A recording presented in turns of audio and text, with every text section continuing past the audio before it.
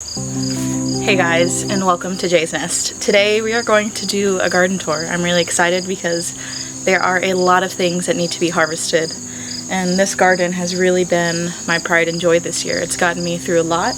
It's really helped me learn about myself, and I'm excited to bring you guys along. So right here I have these 3 rows of tomatoes right here, and I call this Tomato Alley. This first row, those are my canning tomatoes. Those are tomatoes that I grow specifically to can, though I will be canning a huge majority of my garden.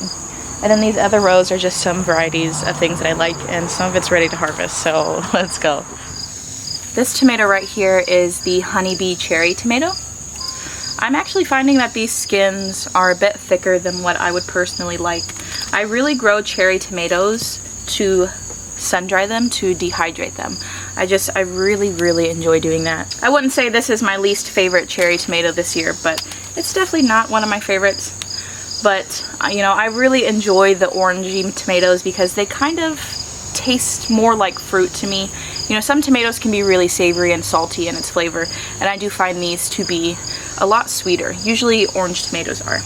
These tomatoes right here, these are the black cherry tomato. These are so good. They're this beautiful color. They're kind of reddish, kind of brownish, kind of greenish, kind of pinkish, kind of depending on which one we're talking about. This one is probably my favorite cherry tomato this year. This is just so good fresh. I don't eat a lot of cherry tomatoes fresh, but this is one that I'll eat fresh because it's just so sweet in flavor, and they're amazing when you dehydrate them. I'll definitely be making a batch of dehydrated cherry tomatoes, and I'm gonna leave these ones on here to ripen a little longer. This plant right here, these are Candyland cherry tomatoes. These ones are so tiny. Let me pick a few so you can see. And if you compare it to some of the other cherry tomatoes, they are just really itty bitty. The flavor on the Candyland are okay to me. I haven't tried them dehydrated yet, so I'm going to dehydrate some of these and kind of gauge their flavor that way.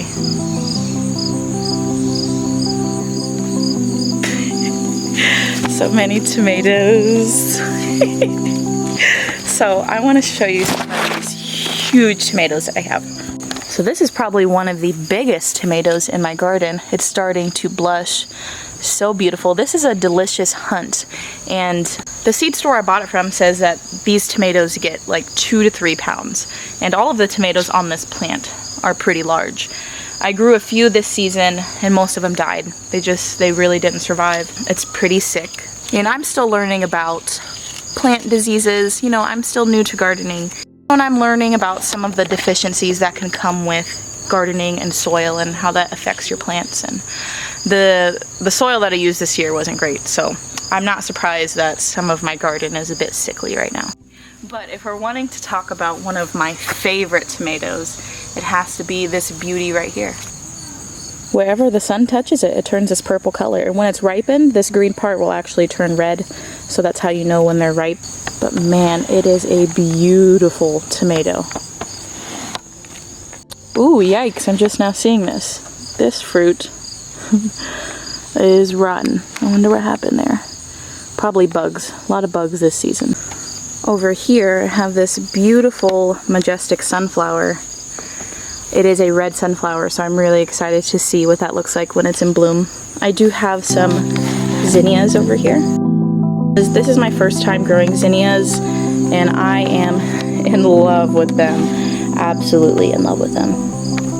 I forget what variety of tomato this one is, but it is gorgeous. It has these beautiful stripes on it. I ate one the other day for the first time. It was red and green and a little bit of brown and purple, and it was really delicious. It was very sweet. I feel like this might be the sunrise bumblebee. I'm not 100% sure though. Over here, I have these flowers. I planted these here.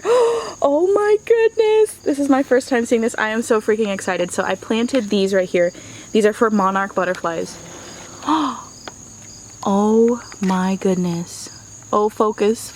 Oh, do you see a little caterpillar? Monarchs are very special to me, and I have 1, 2, 3, 4, 5 of these plants. I didn't think they would bloom until next year, and I'm not going to be living here next year, so hopefully the owners after me take really good care of these plants and don't just chop them down. But I'm so excited to see a caterpillar. Oh, there's a ladybug too. Hi, ladybug. Him's a hungry boy. And this one is still really tiny, really tiny, just a little bitty baby. Oh my sweetness. I am so excited. I hope you turn into a very beautiful monarch butterfly. Here I have an eggplant, which the flea beetles have just completely annihilated. You can even see all the beetles on it right now. But this has kept the beetles from eating anything else in my garden, and I'm not crazy in love with eggplants, so this kind of ended up being like a flea beetle trap. Look at those little beetles on there. Yeah, and they just really ate the crap out of this plant. But that's alright, they're leaving everything else alone. I have some purple basil here, and I also have some okra. This is my first time growing okra. Here's a garden fail. This is a pepper, and it looks so sad. It even has a dead tomato branch on it. Yeah, this is a very sad boy. I'm sorry, man. I'm sorry. I love you. Keep growing. So over here, these tomatoes are ripe. This is an Amish paste tomato.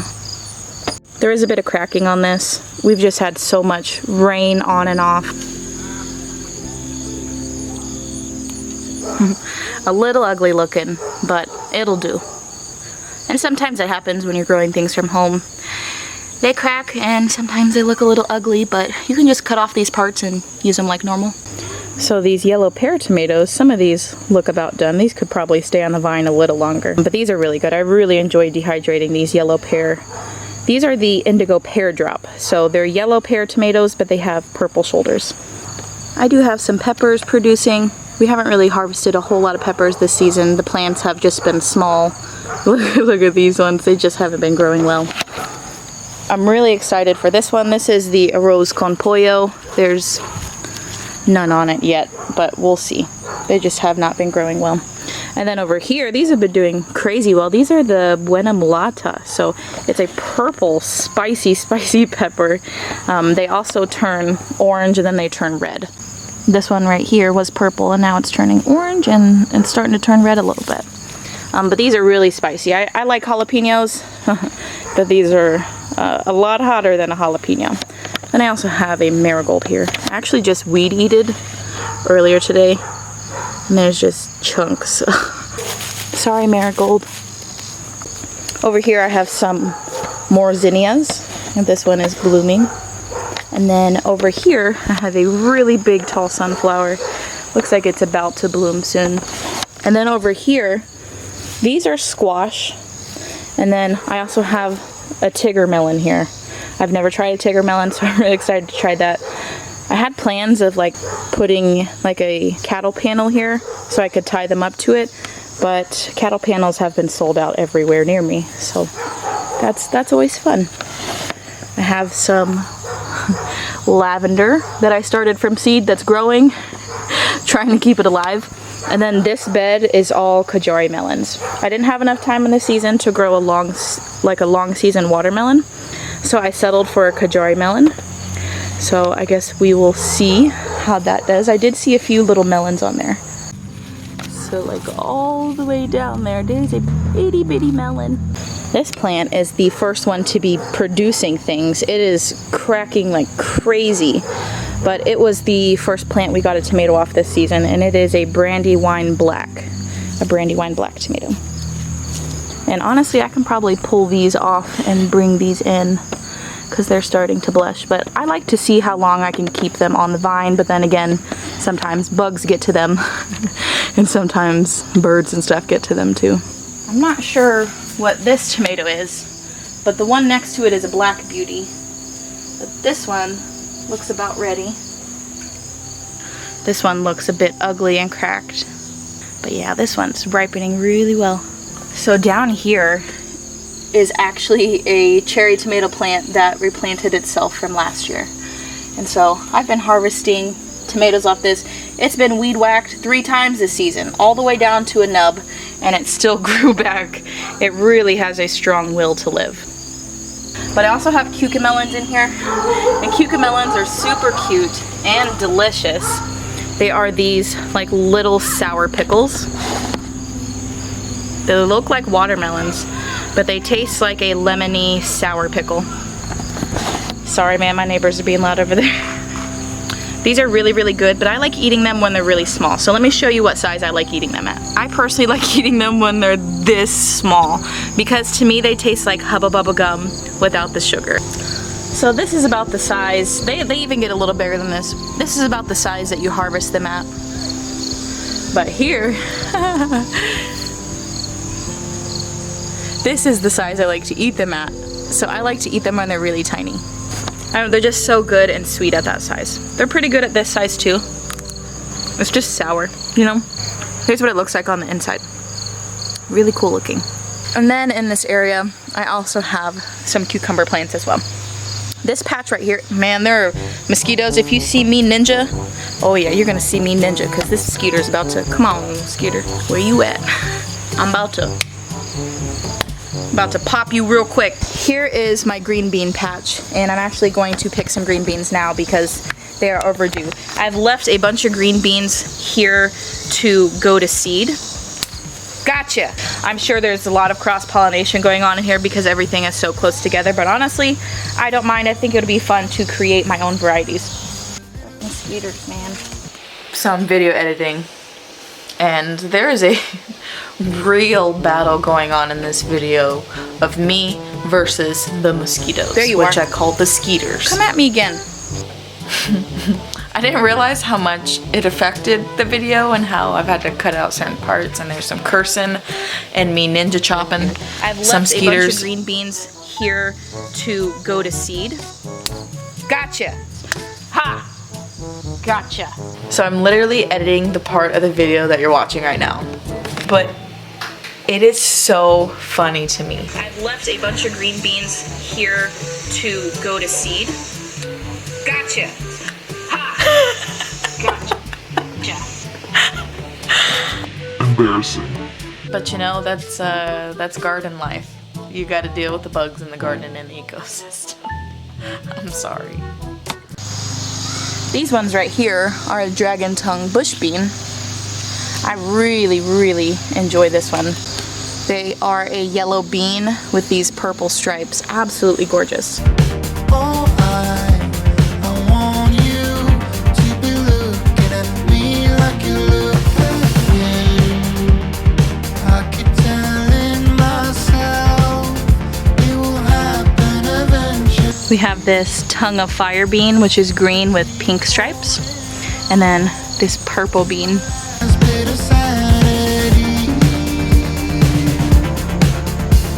I'm surprised by how easy it is to grow marigolds. I've been harvesting a lot of marigolds. The kids, they really, really enjoy this flower. I would rather run loose with you.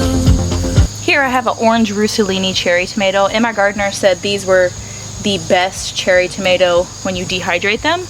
And since I love dehydrated cherry tomatoes, of course I had to try this. This beautiful, beautiful guy reseeded from last year. Absolutely gorgeous. And this right here is Tomato Lane. I probably have about 15 or so tomato plants here. This one right here is Aunt Ruby's German Green, and I think it's done. Oh, there's some buggies in it. These are the Aunt Ruby German Green, and this one had ants in it, which is super gross. Looks like it's actually two tomatoes formed into each other. But these feel soft. I'm really excited to try this. I've never tried this variety. And this one right here is a black cherry tomato. I'm gonna go ahead and pick these. These are Paul Robeson, and these definitely look ready to be picked. This has to be like some of the biggest fruit. This is a pink oxheart tomato, and like all of them are just jumbo ginormous. I'm just truly amazed by how big these are getting. Whew, it is hot. So my sister lives in Texas, and she came down here in June when I was putting my garden in the ground, and she planted two zinnia flowers. She planted this one, and she also planted this one. My brother did as well. My brother planted this one, and then there's another one back there that my brother planted. My brother doesn't live too far from me. And so it's been a really nice treat to just like be out here and really enjoy the flowers that she planted in my garden. Now this plant right here reseeded from last year. It's a cherry tomato plant, and it's just, I just let it go wild, and it's much like a bush right now, and it's just like sprawling everywhere. Sometimes it's fun to just let nature be wild. Over here I have more cherry tomatoes. These ones are perfect.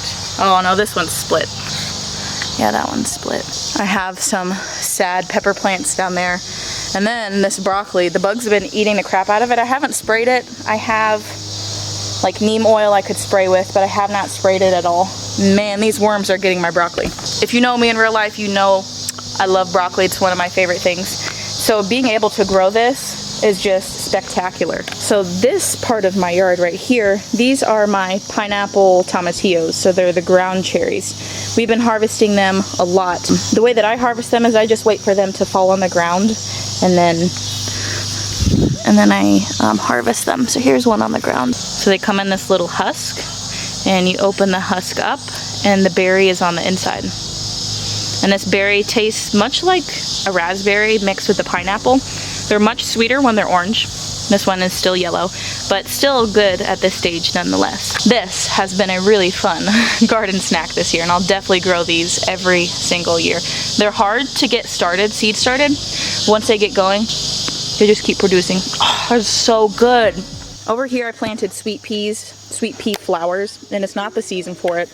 And they're getting brown and crispy, so I guess I'll try growing them again next year. And then these all right here are sunflowers, and I have them ombreed in color. So I have white, yellow, orange, and red. Whoa! I have never seen a praying mantis in my yard before. Wow.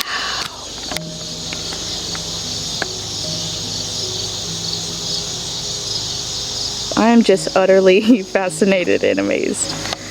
But this one right here is a red one, and you can kind of tell by, kind of has this purple veining to it. So I'm excited to see what that looks like when it blooms. And then over here, this actually reseeded from last year. This is a patty pan squash. And so I'm excited to see if this produces. And over here are a bunch of tomato plants. There's a lot of weeds here. But there are a bunch of tomato plants. They were dying, so I just stuck them over here in the corner. They were brown and dying, and now they're green and thriving.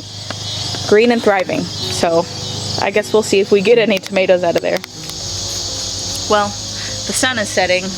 I'm getting bit up by mosquitoes, and I have a decent garden harvest today. I'm pretty happy with it. I'm really tired of fighting these mosquitoes and getting bit up and trying to ninja slap them. I hope you guys enjoyed this garden tour. I know I did. I'll definitely be doing more of these and just kind of taking you along with my harvest. September will be a huge month of garden harvest for me. I didn't put my garden in until June, and I'm in zone 6B. So a lot of this stuff will be coming in through September and October, and I love fall gardening, so I'm really excited to share that with you guys. There's going to be a lot of canning and a lot of processing, a lot of saving my garden. So I'm excited to kind of bring you along with that process. This is all new for me. I'm not used to canning my food and growing my food. So this is just a really fun, new, and exciting experience for me this year. I appreciate you guys coming along with me. I'll see you next time. You will make it in time. I never left a stone unturned, trying to find some love in this crazy